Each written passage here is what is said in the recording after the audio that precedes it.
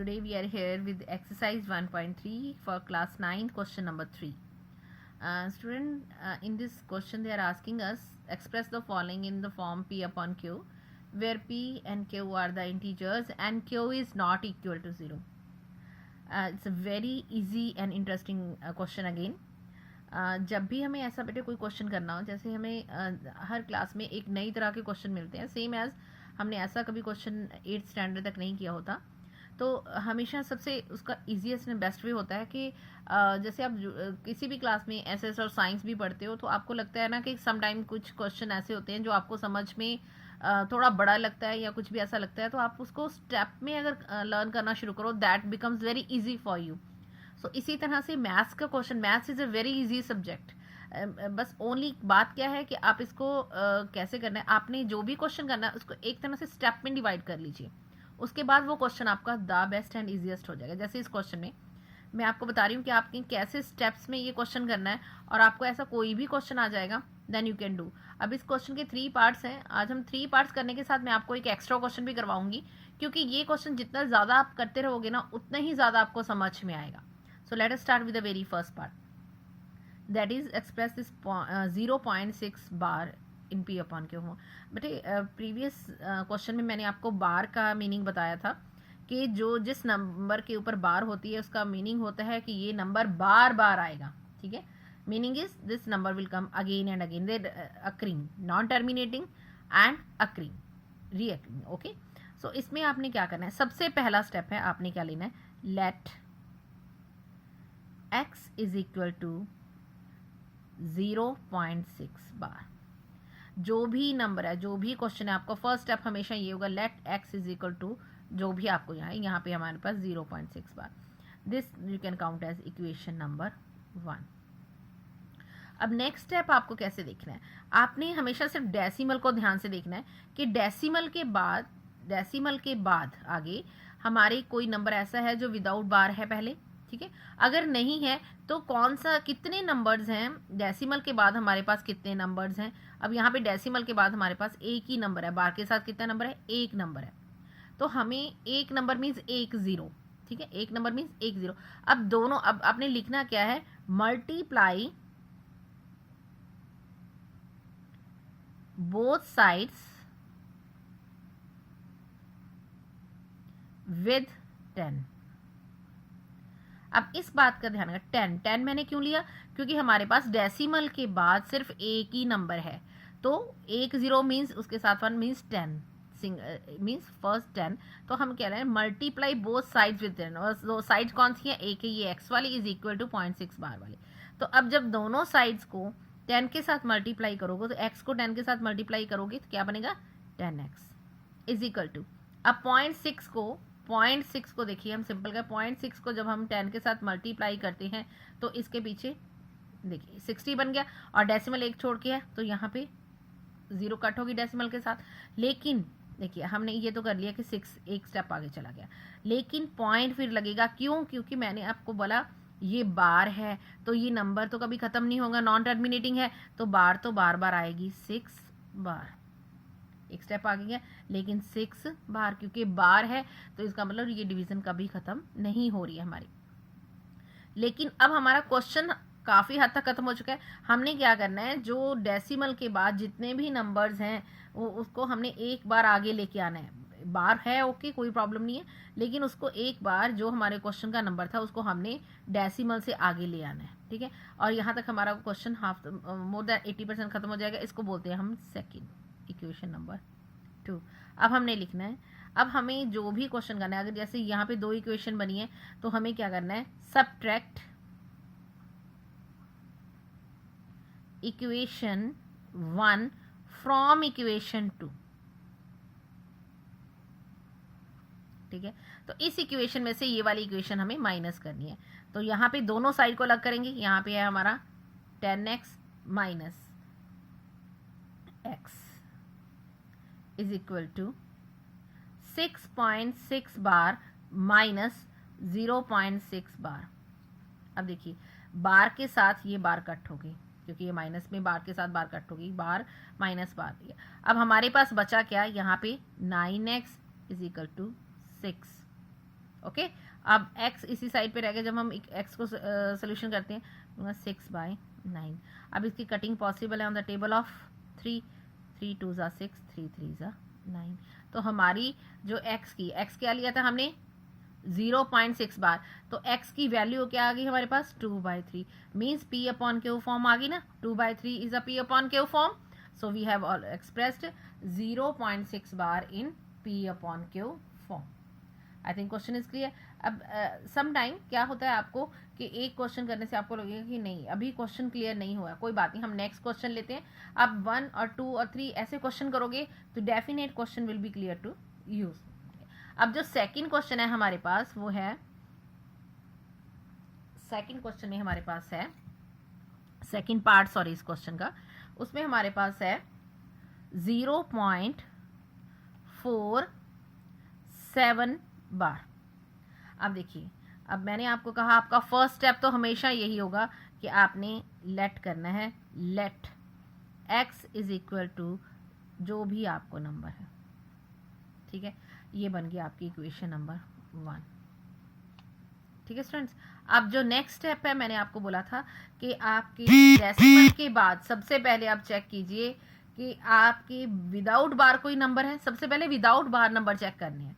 अगर कोई विदाउट बार नंबर, जैसे पहले क्वेश्चन में विदाउट बार नंबर है ही नहीं था, बार के साथ ही था, तो हमने 10 के साथ मल्टीप्लाई कर लिया। अब यहाँ पे एक नंबर हमारे पास है जो विदाउट बार है पहले, तो सबसे पहले उसका सोल्यूशन करना है हमें। अब विदाउट बार नंबर का सोल्यूशन कैसे करें, कितने नंबर है, एक ही नंबर है, तो हम किससे मल्टीप्लाई करेंगे, एक ही 0 मीन्स 10, 1 0 विद 1 लेनी है तो क्या बना 10, तो हम वही जो हमने इक्वेशन मान ली, मल्टीप्लाई बोथ साइड्स विद 10, तो x को 10 के साथ मल्टीप्लाई किया, क्या बना बच्चे 10x इज इक्वल टू, अब 10 के साथ एक 0 मल्टीप्लाई करेंगे तो सिर्फ 4 आगे आएगा, 4.7 बार, ये हमारी होगी इक्वेशन नंबर 2। ओके, अभी हमारा क्वेश्चन खत्म नहीं हुआ। मैंने आपको बोला था जब तक आप सारे नंबर्स बार के साथ वाले सारे नंबर्स आगे नहीं लेके आते, क्वेश्चन अभी 80% खत्म नहीं होगा। अभी आपका स्टेप, अब आपके इसमें 3 स्टेप्स बनेंगे। पिछले बारे में कोई बार के बिना नंबर नहीं था, इसलिए 2 स्टेप बनेंगे। अगर एक नंबर, कोई भी नंबर 1 2 3 कोई भी नंबर विदाउट बार साथ में है तो उसके मोस्टली 3 स्टेप बनेंगे। ठीक है, तो अभी हमारा फर्स्ट स्टेप में तो हमने x लिया था, दूसरे स्टेप में हमने विदाउट बार वाले नंबर आगे ले आए, अब बार वाले नंबर लेके आएंगे। अब यहाँ पे कितने नंबर्स हैं जो विद बार है, एक ही है, तो फिर से हम किससे मल्टीप्लाई करेंगे 10 से। ठीक है, तो अब हम लिखेंगे मल्टीप्लाई, अब ध्यान से क्या लिखना है, both sides of equation 2 with 10। अब हमने इक्वेशन, पहले इसको इक्वेशन 1 के साथ किया था मल्टीप्लाई, अब इस बात का ध्यान रखना है, अब जो 10 के साथ मल्टीप्लाई करना है विद 10 करना है वो इक्वेशन नंबर 2 को करना है। ठीक है, अब 10x को 10 से मल्टीप्लाई किया, क्या बना 100x। ठीक है, 10 को 10 के साथ मल्टीप्लाई किया, क्या बना 100x इज इक्वल टू, अब बार वाले नंबर आगे आ जाएंगे। ठीक है, अब ये बनेगा 447, ठीक है, 0.7 बार। अब मैंने आपको बोला था बार तो कभी खत्म नहीं होती ना, नंबर बार का मीनिंग है कि बार बार लेना है नंबर को। देखिए अब हमारा क्वेश्चन यहाँ पे 80% खत्म हो गया, अब इक्वेशंस हमारी खत्म हो गई हैं। अब लास्ट स्टेप है सबट्रैक्ट। अब इसमें भी ध्यान देना है सबट्रैक्ट वाले में, सबट्रैक्ट इक्वेशन 2 फ्रॉम 3। अब बच्चे जब भी ऐसा क्वेश्चन जिसमें 2 या 3 इक्वेशंस बने तो लास्ट 2 इक्वेशन को सॉल्यूशन करना है, लास्ट 2 इक्वेशन का सब्ट्रैक्शन होनी चाहिए। फर्स्ट क्वेश्चन में 2 इक्वेशन बनी थी तो हमने सेकंड में से फर्स्ट माइनस किया। अब 3 इक्वेशन बनी है तो अब मोस्टली 3 ही बनती है इक्वेशन। ठीक है, तो अब 3 इक्वेशन बनी है तो हमने सेकंड इक्वेशन को थर्ड में से सब्ट्रैक्ट कर देना। अब यहाँ पे क्या आया, यहाँ पे आया 100x माइनस, अब उसमें क्या था 10x is equal to 47.7 bar minus 4.7 bar. ठीक है, अब बार के साथ ये बार कट गया, 47 में से माइनस क्या करना है 4, तो यहाँ बना 90x इज इक्वल टू 43, तो x क्या बना 43/90। ठीक है, अब इसकी अगर कटिंग होती है तो कटिंग करो, अनलेस अब इसकी कटिंग पॉसिबल नहीं है तो that is the answer in P. अब इसका एक शॉर्टकट मेथड है, आपको चेक करना है कि आपका क्वेश्चन ठीक है या नहीं है।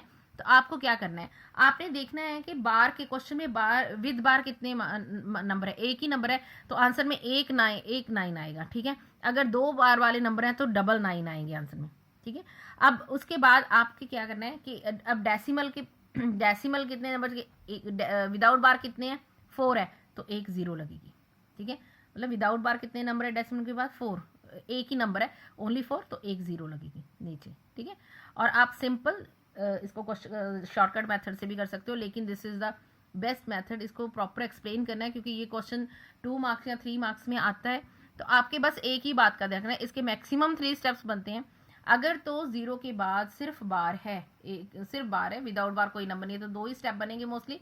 अगर डेसिमल के बाद हमारे पास विदाउट बार और बार के साथ नंबर्स हैं तो 3 स्टेप बनेंगे। इस तरह से आप क्वेश्चन को कर सकते हो। और इसमें सिर्फ डिवाइड करना है, स्टेप याद रखने हैं, कोई प्रॉब्लम नहीं है। फर्स्ट स्टेप है जो भी नंबर है उसको एक्स ले लो।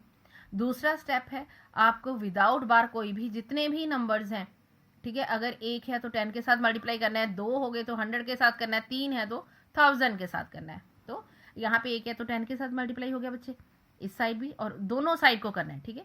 अब फिर हमने देखना है कि अब बार वाले कितने नंबर्स हैं पीछे। अब यहाँ पे 1 है तो फिर से 10 के साथ करना है, अगर यहाँ पे 2 होते तो फिर से 100 के साथ, अगर 3 होते तो फिर से 1000 के साथ। अब इसको फिर से 10 के साथ मल्टीप्लाई किया इक्वेशन 2 को, 10 इंटू 10 100x, और इसमें से ये 47 बार करनी है क्योंकि बार का मीनिंग है बार बार।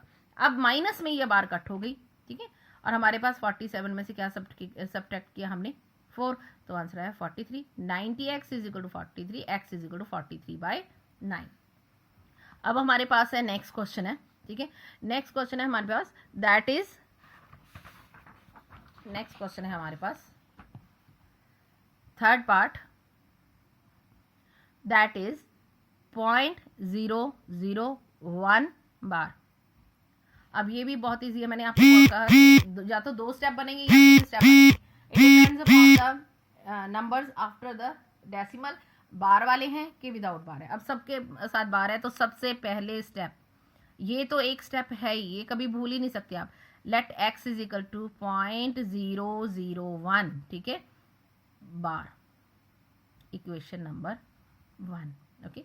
अब देखिए डेसिमल के बाद सारे नंबर्स जितने भी बार वाले हैं, कितने नंबर हैं वो देख लो, 1 2 3, तो किससे मल्टीप्लाई होगा, दोनों साइड को मल्टीप्लाई बोथ साइड्स विद 1000, क्योंकि डेसिमल के बाद तीन नंबर है और तीनों के ऊपर बार है हमारे पास, ओके जी। तो अब इसको मल्टीप्लाई करेंगे 1000x और इसको करेंगे तो हमारे पास नेचुरली सारे नंबर्स आगे आ जाएंगे। 3 मल्टीप्लाई बाय दिस, तो हमारे पास आगे वाली 0 की वैल्यू नहीं, 1.001 बार, ठीक है। देखिए अब कैसे, क्योंकि अगर हम इसको मल्टीप्लाई करेंगे 0.001 को 1000 के साथ मल्टीप्लाई करेंगे तो ये हो जाएगा 30 यहाँ पे आ गई। अब डेसिमल 3 छोड़ के यहाँ पे डेसिमल लग गया, ये कट हो गया तो 1 है, आगे वाली 0 की कोई वैल्यू नहीं तो 1, ठीक है 1। लेकिन जो नंबर बार बार आ रहा है उसको तो वैसे ही रखेंगे। ये बन गई आपकी इक्वेशन नंबर 2। अब हमारा क्वेश्चन यहाँ पे 80% खत्म। लास्ट स्टेप होता है हमारा सब्ट्रैक्ट इक्वेशन 1 फ्रॉम इक्वेशन 2। तो यहाँ पे आया 1000x माइनस, अब 1000x में से हमने माइनस क्या करना है, माइनस करना है फर्स्ट वाला, मतलब दोनों पार्ट्स अलग अलग हैं तो दोनों को करेंगे हम। ये है 1000 माइनस x, ठीक है। अब इस साइड पे है 1.001 माइनस 0.001 बार, ठीक है बेटा जी। अब ये बार वाले नंबर कट हो गए माइनस के कारण, ठीक है। हमारे पास क्या बचा, 999x is equal to only 1 minus इस कट हो गया तो ओनली 1 बचा। तो नेक्स्ट स्टेप क्या हुआ, x is equal to 1/999। This is a P1Q form of the question. Any doubt regarding this question. अब मैंने आपको बोला था मैं एक आपको एक्स्ट्रा क्वेश्चन करवाऊंगी ताकि आपको क्वेश्चन प्रॉपरली क्लियर हो जाए कि क्वेश्चन में करना क्या है आपको। अब मैं एक अपनी तरफ से क्वेश्चन लिखते हैं, एक्सप्रेस एक्स्ट्रा क्वेश्चन करते हैं। चलो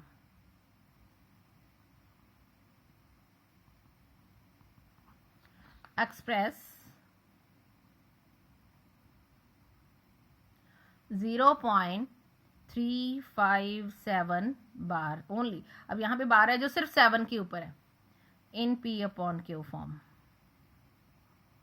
ठीक है, अब इसको सिंपल क्वेश्चन की तरह करते हैं।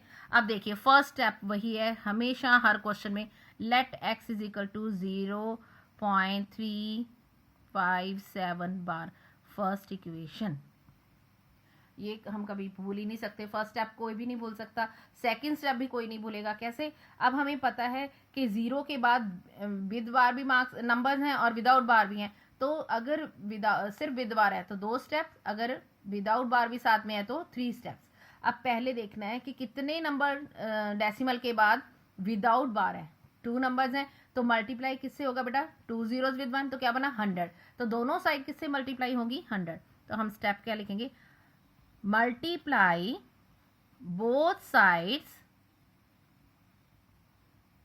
विथ 100।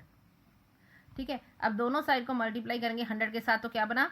100x, ये x को 100 के साथ सॉरी मल्टीप्लाई किया तो 100x।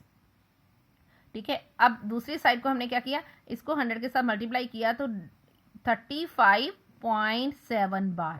ठीक है ना, आपको पता है कि पहले हमने विदाउट बार वाले नंबर्स को इस साइड पे लेके आना है। ठीक है, अब आएगी बार वालों की बारी। अभी हमारे पास कितने नंबर्स हैं डेसिमल के बाद विद बार? तो हमारे पास है सिर्फ एक ही नंबर, तो किससे मल्टीप्लाई होगी? ये वाली इक्वेशन सेकंड 10 के साथ। अब हम कहेंगे मल्टीप्लाई बोथ साइड्स, यहां पे देखना, ऑफ इक्वेशन 2 विद 10।